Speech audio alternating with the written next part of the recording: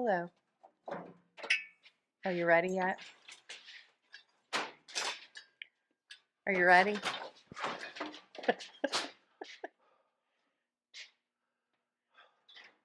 We didn't plan that or anything. Is it that time again? I'm back from Vegas, baby. Nice. Thanks for the coffee mug.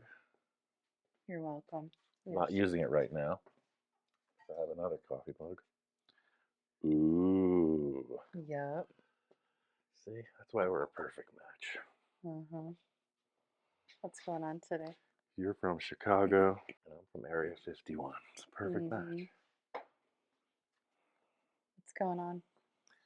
You know, a little of this, a little of that. I'm going to cut a piece of wood, and then we're going to talk about this Zephyr front clip.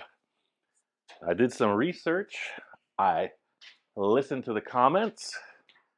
I'm about to make some adjustments. Once again, it's teamwork making the dream work. Them critics, whatever. We get a lot of really good input in the comments as well. I'd like to thank y'all for that. Someone brought up anti-dive. Not your old anti-dive, but anti-dive. What's that? That's what we're going to discuss. We're going to discuss camber angles, caster angles, dropped spindles, rack and pinion steering, disc brake, and so much more. I've ordered this. Remember the rack that was on the rack with limited stroke was on the other piece. We decided to look at that one. Looks like a weapon. It does. It looks like something an alien. If they jumped out of an alien spaceship, they could actually steer their. They'd be like pew pew pew pew. Anyway. Oh. So that bolts right up to here. I didn't want a power rack because I don't care about power steering. This is going to be vintage, just very simple, streetable car, and it's going to have a big steering wheel.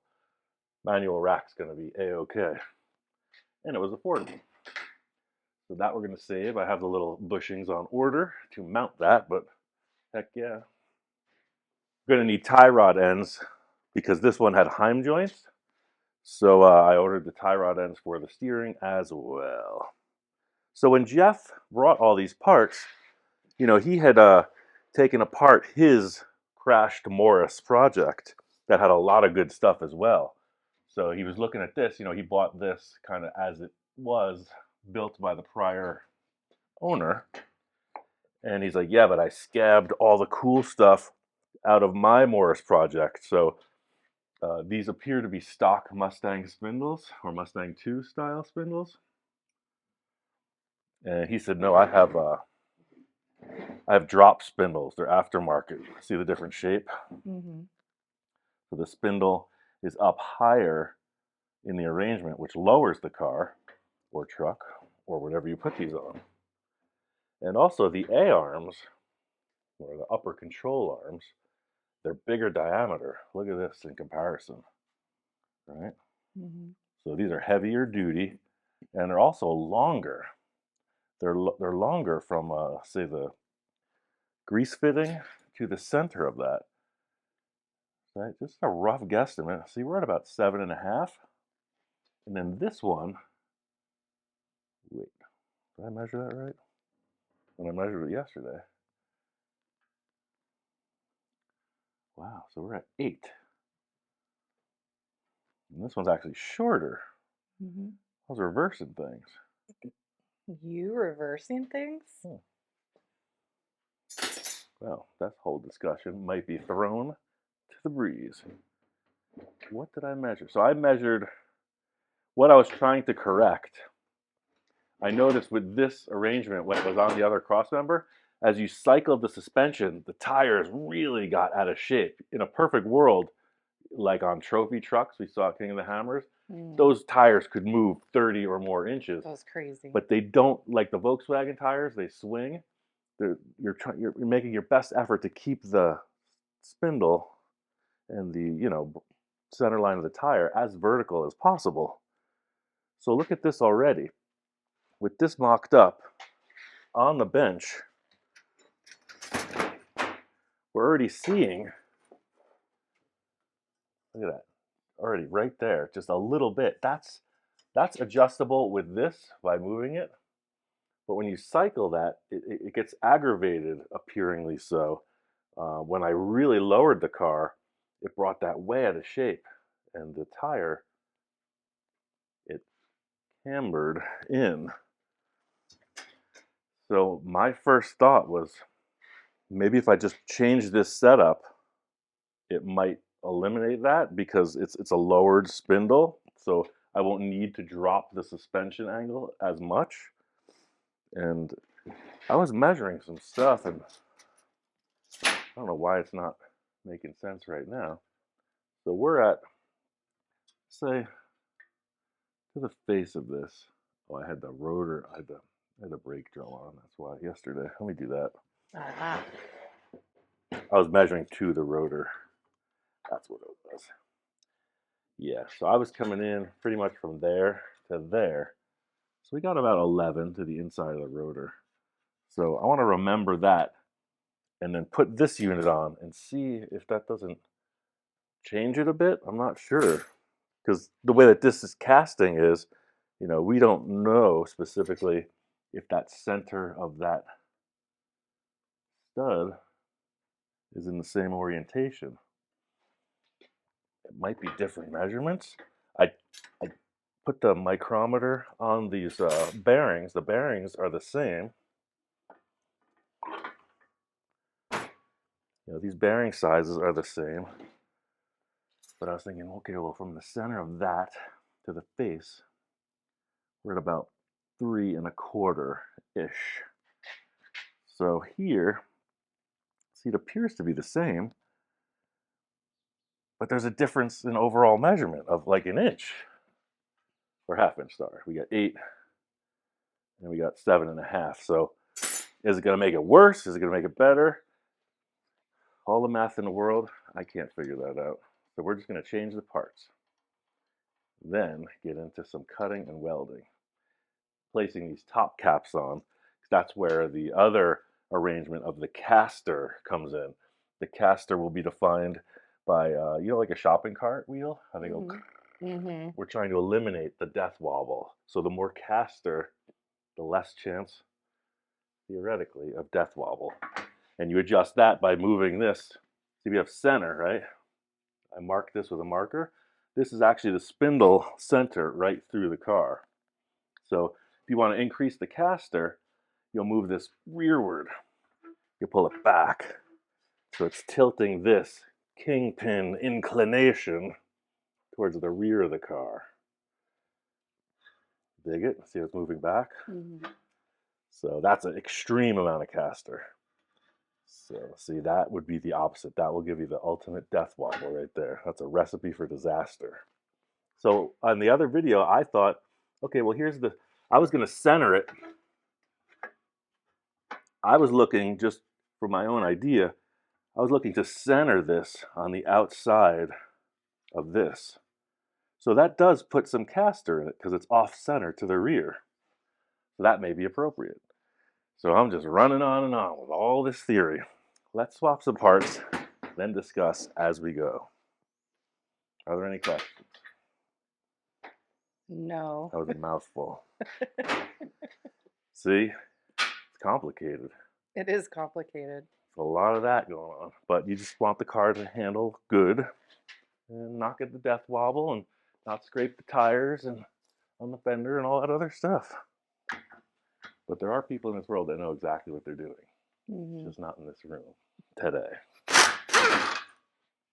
So we're going to take this off, put this on, do some measuring, see what the differences are.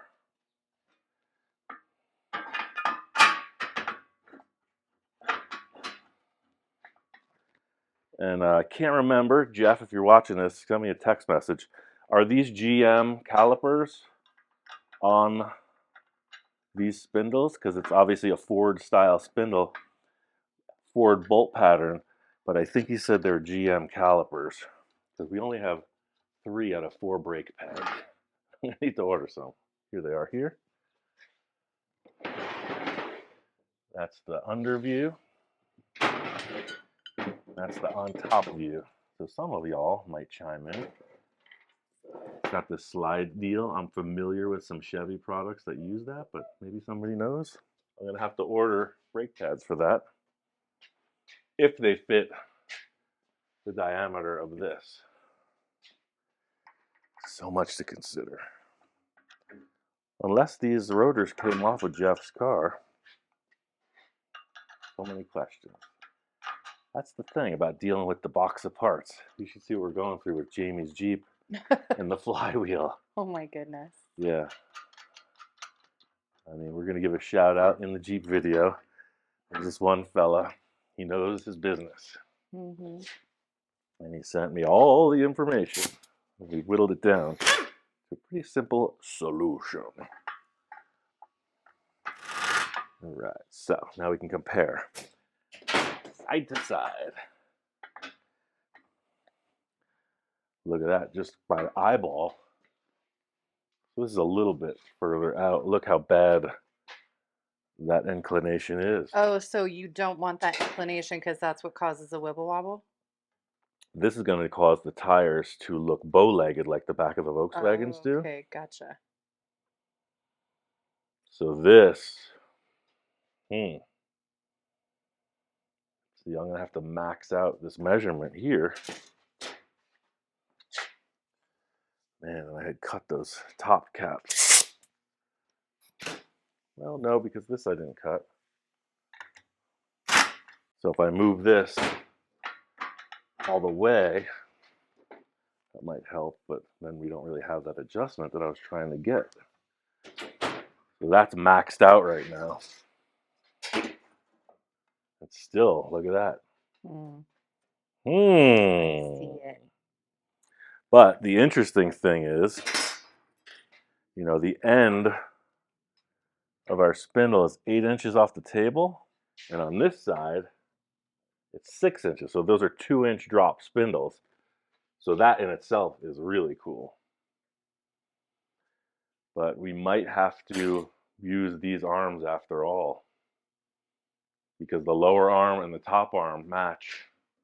So maybe we'll yank this off and exchange the arms, and that might pull it back into shape. Jamie asked if there was going to be sparks today, so she would have to wear open-toed shoes or not. And does it look like there's going to be any sparks today? No. I think there's going to be a lot of thinking. And while it might not be the most exciting, spark-filled episode, I think there's a lot to discuss in this, especially I haven't done this stuff before. So let's exchange these arms, see what happens. Before you were in the garage working with me, you're always wondering, what took so long? Why I was out there for so many hours? Mm-hmm. Welcome to the club. Now I know. A lot of people will describe stresses in their relationship, where it's like, you're always out in the garage. Like, what are you doing out there in the garage all the time? This. I'm going to try to whack this and see if it comes off. Quality. Sometimes you can hit that thing for half a day and not have it release. All right, where's my A arm? Upper control arm. I have no idea. Better have some coffee. I'm losing focus. Oh, it's funny how many people saw the tape measure on the Zephyr fender when I was looking for it. There's the A arm right there. So let's loosen this.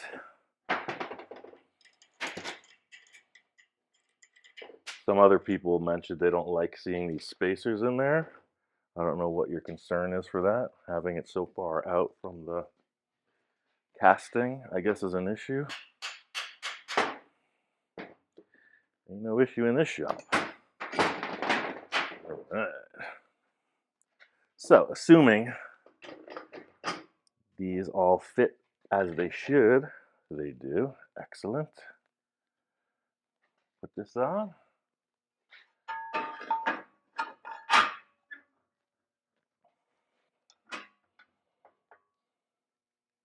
Yeah, it's weird. We might be maxed out on our adjustments here. I hope not. And we're going to install this. If I have to elongate those holes, then so be it. This being a universal kit, it might just be one of those things we're running into. You know, you can see it's 3 different kits, as it were. You got the drop spindles, you have this A-arm duo, or control arm duo, and then this universal center section. So, pretty good mashup. All right, so we're going to take this. Again, these are just rough pre-assembly mock-ups measurements. So yeah, see if we can bring this right to where it needs to be now. All right, no light coming through. We can set this. Yeah, there's still some adjustment. Not a ton, but there is some. See if we have to move that. You know, that's a bit. If we had to, we could just ream out those holes. You got this much space you could work on. But the fact that it's perfectly straight up and down, that's what we're going for. Let me put some hardware on all this and see if that changes anything.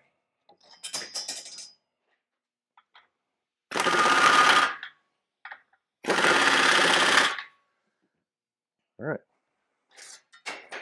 That looks just about right.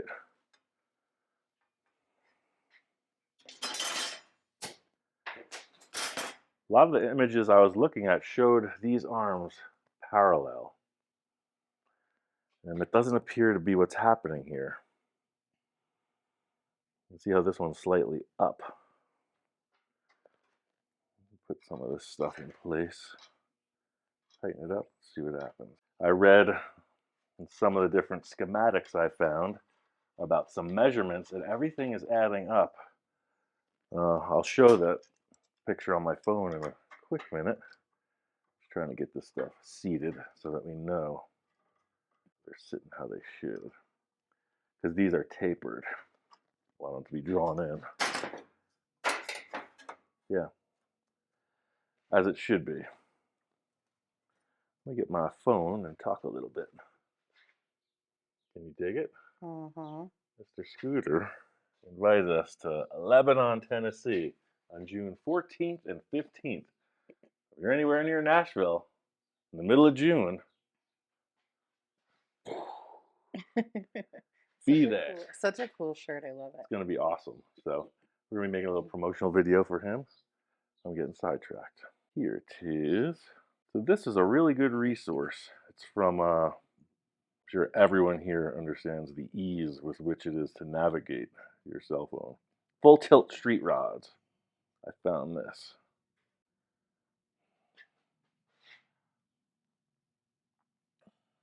So it's giving us measurements for the top spring perch. I did the spindle center, the frame, all of these other things. So the lower control arm bolt hole is showing on the front from the center of the lower control arm bolt to the top of that spring cap is 9 1/4. And when I took this to heart and put that ruler on there, I was amazed.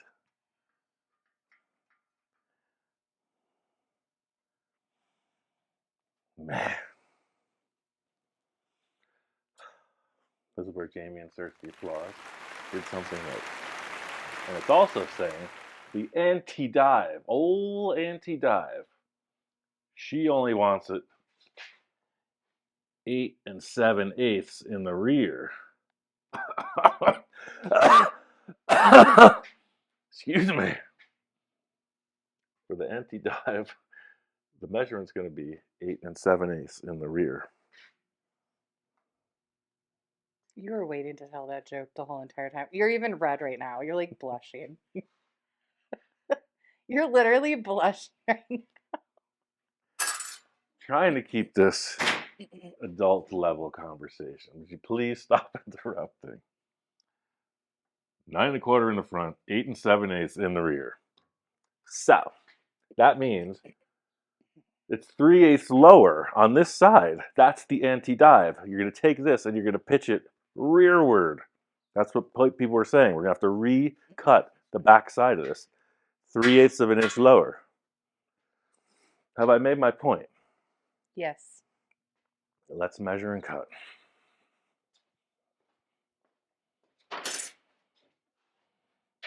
All right, let's get to the root of this. I'm going to pop this off. We're going to mark 3/8 off the back of that and drop her down. Set that right here, just for visual sake. We're moving it in. Look at all the lines on this thing. It gets so distracting. Let's move it to the simpler side. 3/8. So it's going to be that much lower on the rear side. And I'm not sure about all the science behind this, but it's all over the place when you research this. I think like when you get on the brakes really hard, it helps in some way or something. Old anti-dive knows all about it. You said or something. That's the technical explanation. Okay. We're going to change out that spindle too. I'm just going to disassemble and mark, then cut, keeping left, left, and right to the right.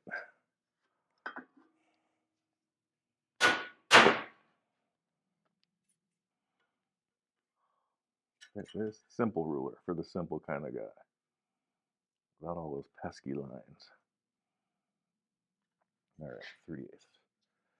That's not that much of a cut, you know, in the big world, but you think about degrees of inclination, like how many degrees that changes the suspension angle. I consider that reasonably significant. Get my cutting wheel.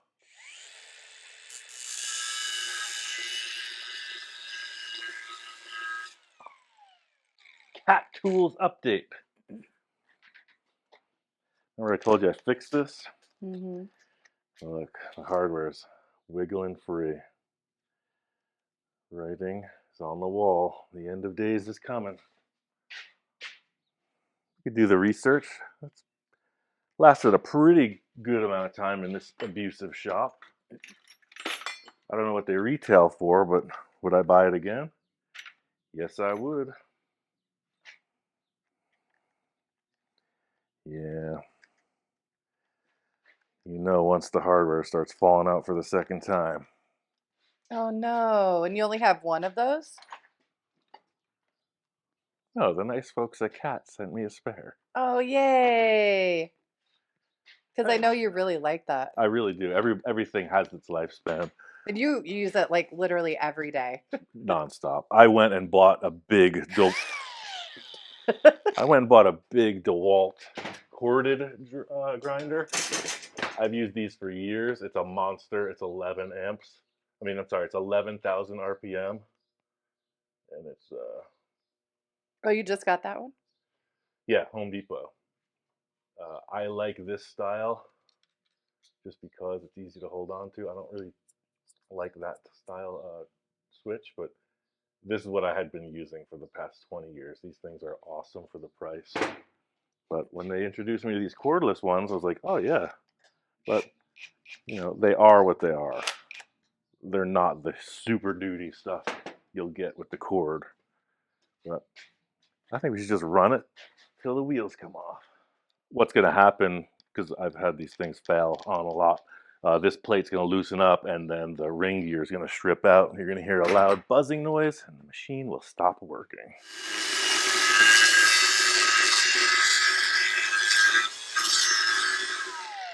There it is, 3/8. Cut the other one.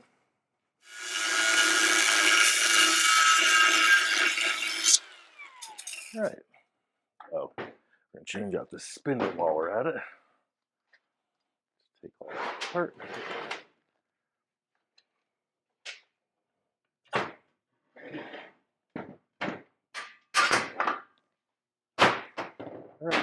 anybody needs a pair of Mustang spindles, there they are. So I don't know that we're going to weld this into the car today, simply because I don't want to rush things. You see what we went through with the rear suspension?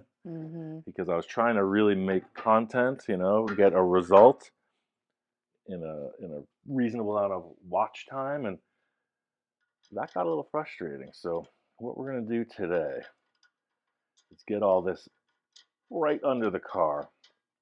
This will be a unit. This will be ready to put in, but I'm going to do a bunch more measuring, just like I revisited this little install. I think that's a really good idea.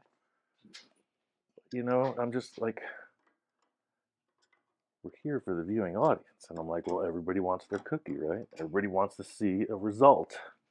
And that's what I really aim for, but I think everyone will agree. We should just take our time with this. See how it's lower now in the back? You got this? Yeah. That's old anti-dive right there.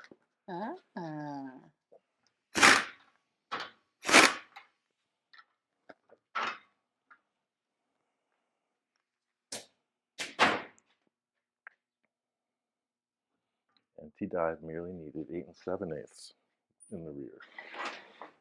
And that's the end of that joke. Look at that. We're going to just bring that in. Come on. Don't give me no stress now. In just a wee bit. There it is. Ta-da. That looks good. Let's tighten it. So now on both sides, our camber, the rack camber, keep that square nice and square. Our camber is pretty much at nada, at this ride height.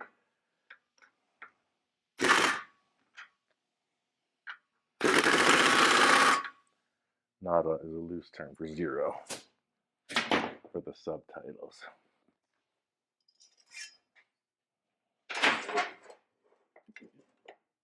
Cool. That means your tire is like that, straight up and down with the ground.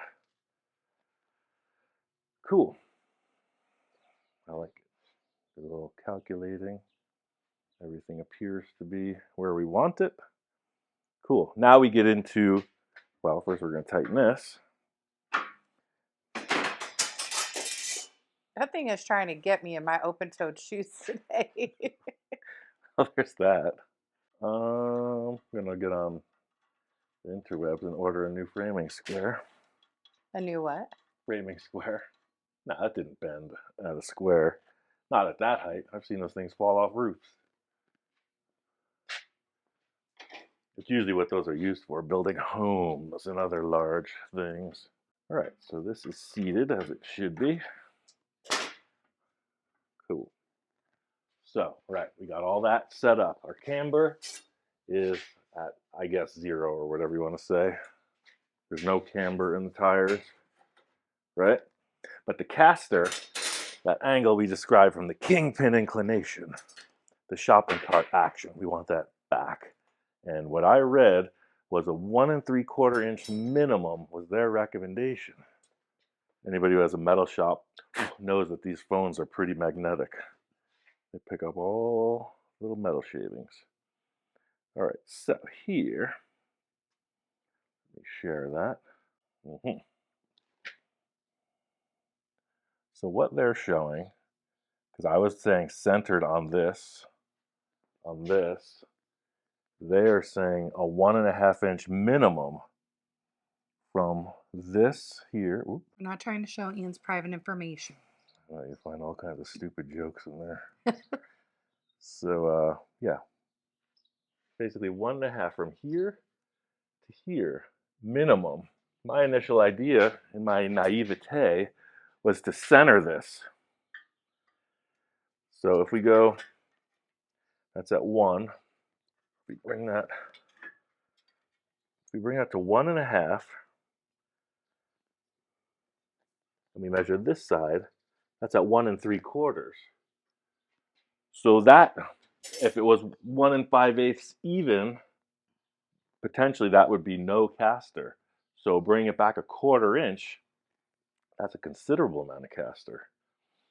I'm going to go with their measurements because, in my opinion, it's safer to go with a bit more caster than a bit less. In other words, like a Top Fuel dragster that goes, straight and fast, they have a ton of caster in their front suspension, so they don't get the death wobble.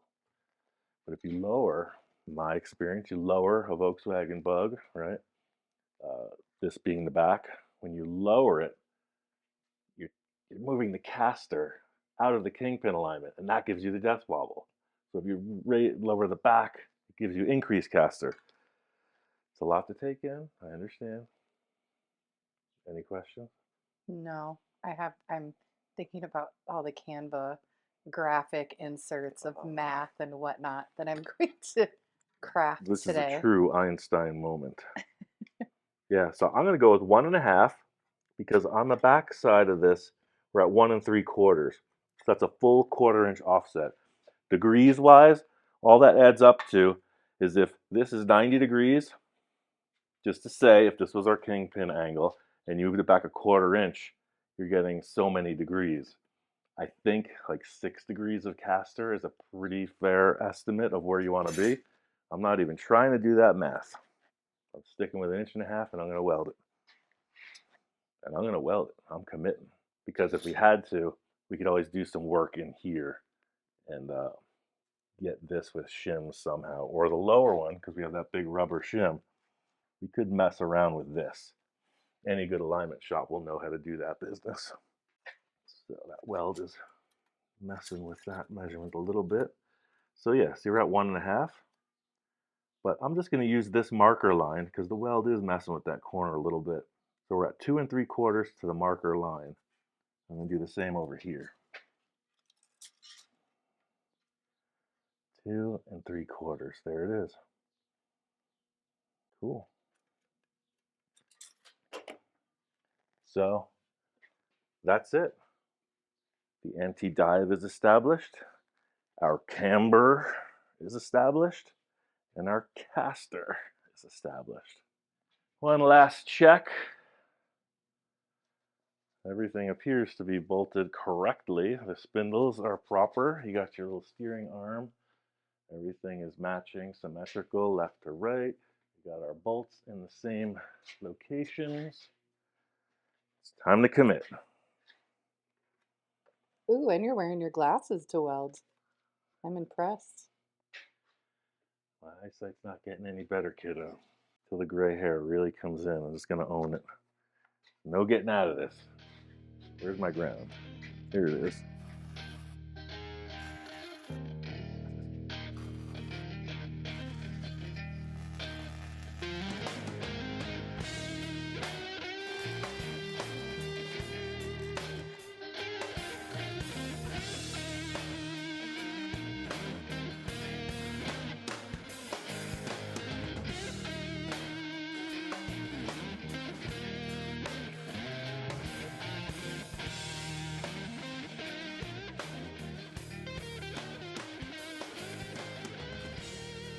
Took a little time to spend welding because that's the only sparks in this episode.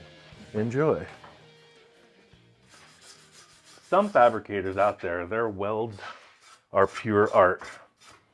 I've never really, I'm a certified welder, but I've never really spent the time to do those really decorative welds that you see a lot of people doing. I just make sure it's stuck.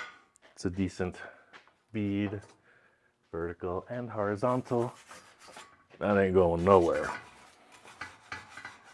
So, can a certified welder do sloppy work? Sure can. I'm the guy to prove it. I've been called a lazy fabricator in some circles. Really? Because I will fill gaps, I will do whatever it takes. My point has always been to just get that stuck. You know, if you're out of position, like what happened with the bug, I reached in there, that would be considered a lazy welder.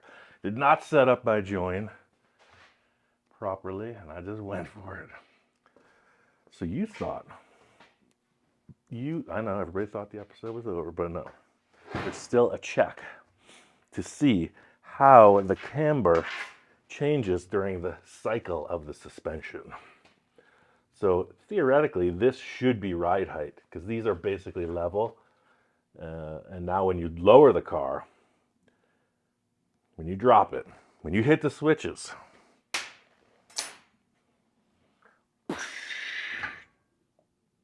you like that authentic airbag sound? You're driving, show up at the spot. Ah, okay, I see. Let me get a shim. Yeah. Where do the airbags live? Well, they live all over the place, man. Just depends how you capture them. Oh, in the car they sit here where the coil springs would sit. There's a big spring that this is set up for, but we're going to replace it with an airbag. So they will live in here with custom mounts. So the noise you heard was just a representation. So now you're dropped. You're walking around, acting cool. And somebody's like, man, look at your camber angles. You look like a Volkswagen sitting there. Lowriders will lengthen these arms. If you see some of those cool lowriders going down the boulevard at full height raised extension, you'll see they have caster angle, or they have camber angle problems as well. So it's a bit of a give and take scenario with this type of setup. I know the airbags I ordered have, on a good day, about 4.5 inches of movement. So to say, you're riding here, and the airbag should be in the middle, or the relaxed state of its being. So from max, let's just say, from here, so that's roughly 8, right? So let's pull 3 inches out of that. Again, math. 3 inches here does not equal 3 inches here on ride height. So we're at 8 here. How big is this? 2.5. Let me find a 3-inch block. There's a lot to think about when you get into this stuff. It's easy to just cobble something together, but if you're trying to make it cool and right, you gotta think. And drivable. And again, right? You're a pro. You know how to build cars. You walk down the lane. You're just like, no. And I want my car to be a yes. So we're gonna take 3 inches. So we're at 8 on the spindle, right? So we're gonna move this 3 and just see. Look at that. That dropped 4 inches on the end of the outside of the spindle. That's a pretty cool drop. So at that, we're still cambered in. So that's something we're just going to have to consider when we move. We can move the airbag to give or take. But I would say that that's about the max drop we can expect with the airbags I ordered. If you have a little less drop, let's just move this out just for conversation.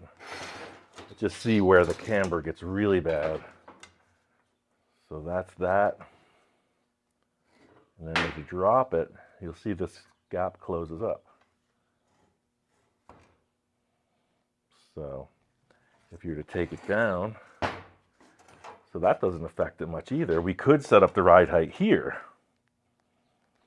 I mean, I could set up the airbag at this height, and you drop it 3.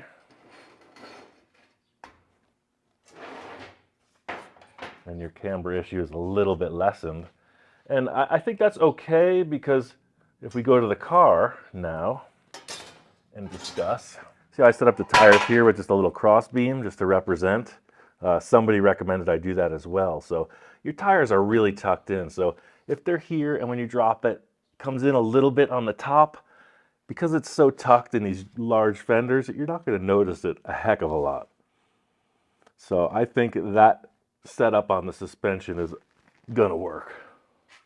So I put that bar across. I have the tires located so they're just touching the headlight bucket on both sides. So it's like, okay, well, the car is going to be this low in its lowest form. I'm not looking for a total underground scenario like I've done on some vehicles. I don't want this car to hit the street. Just want it to look good. I took a measurement off of this crossbar. You know, this crossbar, it does a lot. I've noticed. It was a sanding block.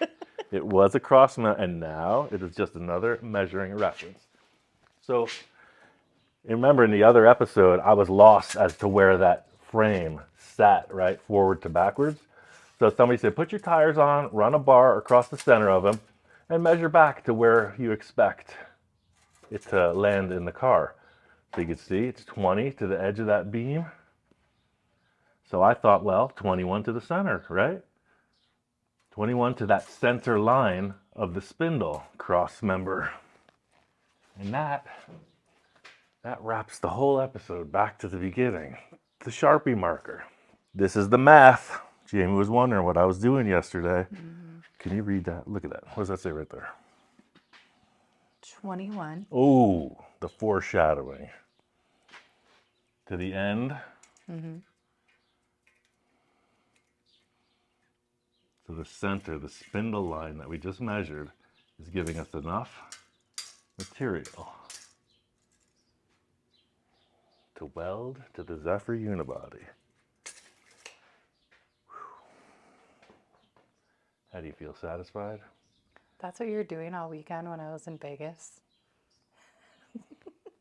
And your Jeep. We'll get into that. Ian needed a little space. I had to go visit some family, friends, and Ian needed to do a bunch of math. It looks real simple when it's done, right? Look at this. It's going to work. Mm-hmm. You got your suspension. You got your angles figured out. I got the steering set up. Yep. It's as easy as 1, 2, 3. Come on back next time. We might work on a Volkswagen or a Jeep or a Zephyr. We'll see.